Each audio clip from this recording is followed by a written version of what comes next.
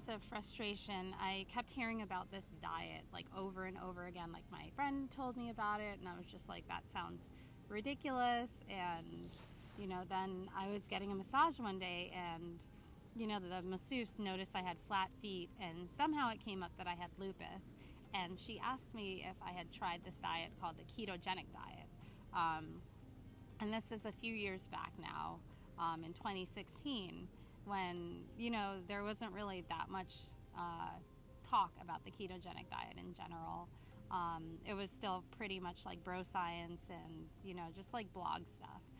And so I was like, that sounds really unhealthy. Like, why would I want to eat only fat? Like, that doesn't sound like it's going to have anything to do with curing lupus.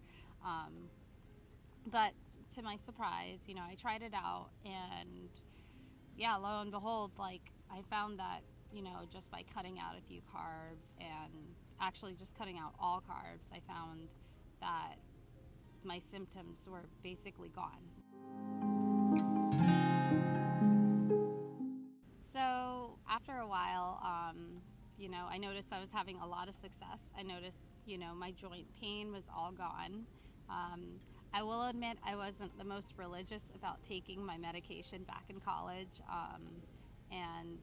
but I was finding even with that, I wasn't getting the joint pain. Like, it was really strange.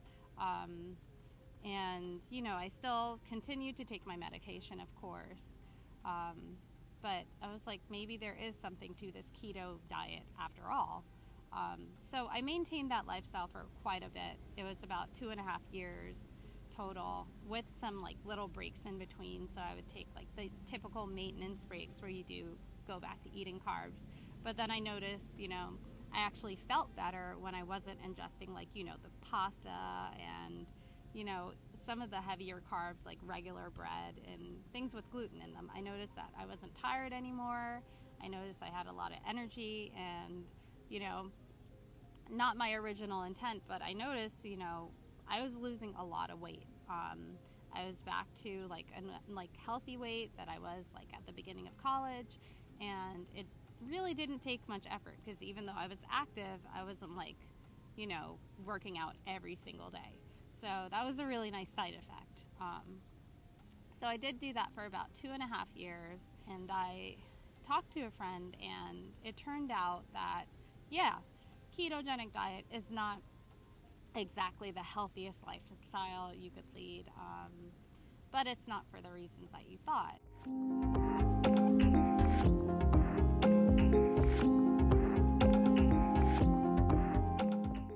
Alright, so we are now on day 3. I am feeling pretty good so far. I woke up just in time to move my car, which is nice. That's a win in my book. So still feeling pretty energetic. Symptom-wise, I'm still feeling okay.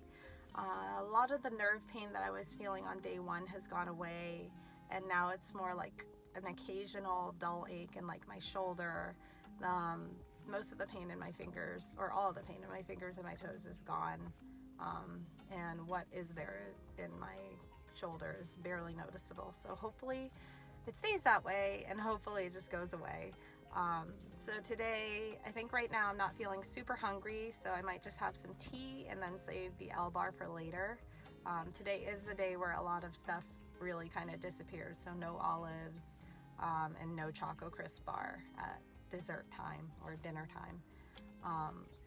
So I am going to try and be a little bit more conservative just to, help things just be a little bit more manageable. Since I'm not feeling terribly hungry, I think, why eat something that I could just eat later? So I am going to stick with the tea, and I'll give you an update later after my dog walk. See ya.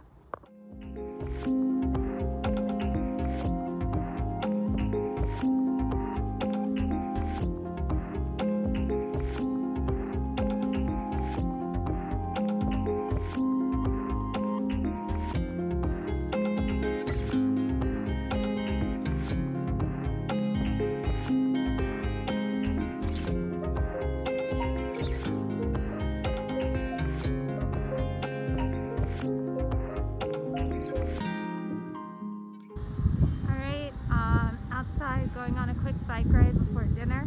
Feeling really, really energized, and just kind of feeling like I want to burn off some energy so I can sleep really well tonight. So here we go.